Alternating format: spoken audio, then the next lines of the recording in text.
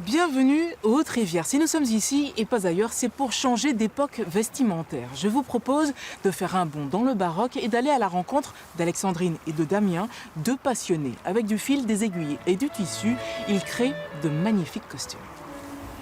Souffrez, mademoiselle, que j'apporte aujourd'hui à l'autel de vos charmes l'offrande de ce cœur qui ne respire et n'ambitionne autre gloire que d'être toute sa vie votre très humble, très obéissant et très dévoué serviteur et mari. Nous nous sommes rencontrés au château de Vaux-le-Vicomte. C'était en juin 2014, lors de la journée Grand Siècle. Et je l'ai aperçue, bien qu'il y avait beaucoup de dames magnifiques, elle était de loin la plus belle. Et je n'ai pu m'empêcher d'aller lier connaissance. Comme ils sont élégants. Pour embrasser entièrement cette passion, ils ont dû enfiler le fil dans le chat de l'aiguille eux-mêmes. Je ne savais pas coudre un bouton et j'ai pris des cours de couture pendant 8 mois pour parvenir à coudre moi-même mes costumes. J'ai acheté des patrons sur internet et c'est comme ça que j'ai découvert la couture en même temps que les costumes et toutes les sorties costumées. J'ai vraiment tout découvert en même temps. Les bricoles des débuts sont bien loin. Ce qui fait leur force aujourd'hui, c'est cette volonté de tendre vers l'authenticité.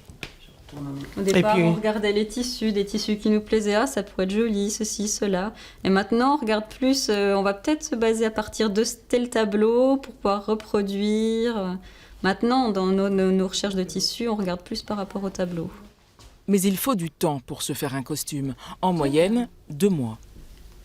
J'ai fait une seule robe pour ma part et j'ai trouvé ça quand même, c'était pas une robe non plus bien dans les règles de l'art, mais j'avais quand même trouvé ça plus facile que de se faire un costume homme.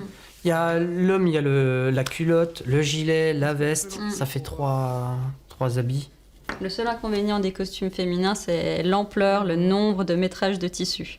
Quand on fait une robe, on a facilement 10 mètres de tissu, alors travailler avec 10 mètres de tissu sur une table, c'est très encombrant.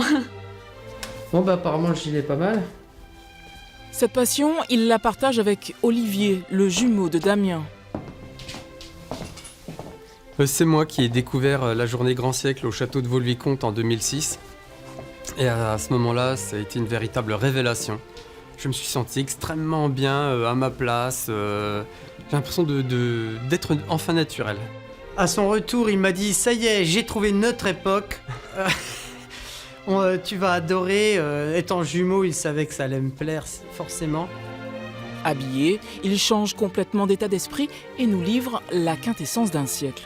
Le gilet a été entièrement brodé à la main par Alexandrine, un cadeau de Saint-Valentin. 120 heures de travail pour tout faire doucement comme ça, Philippe. Le XVIIIe siècle, c'est un raffinement général. Aussi bien dans les arts, dans les costumes, dans le mobilier. C'est l'époque où la société française a été la plus raffinée et je pense que c'est ce qui nous attire beaucoup. Oui, dans la politesse, c'est la galanterie française. C'est vraiment développé au maximum dans cette période-là. Les modes vestimentaires changent au gré des souverains. La culotte, la chemise à manches flottantes, le gilet et les chaussures à talons hauts font leur apparition et chaque roi y apporte sa variante. J'ai une tenue qui est Louis XVI. Et Olivier a une tenue plutôt Louis XV.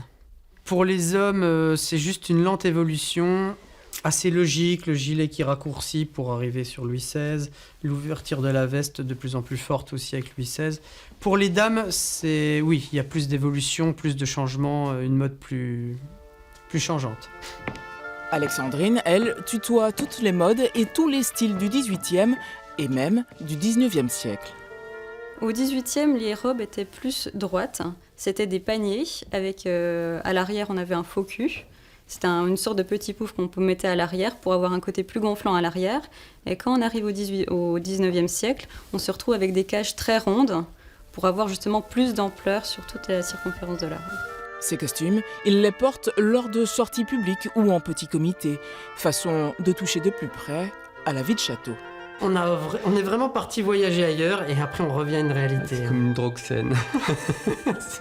On vit aussi l'histoire telle qu'on l'idéalise. Oui, c'est ça en fait. En plus, bien sûr, on ne vit que les bons côtés. Oui, c'est exactement ça. Hein. On ne vit pas tout le 18e. Heureusement. Je veux qu'on soit sincère et qu'en homme d'honneur, on ne lâche aucun mot qui ne parte du cœur. À très bientôt, ailleurs, en Champagne-Ardenne.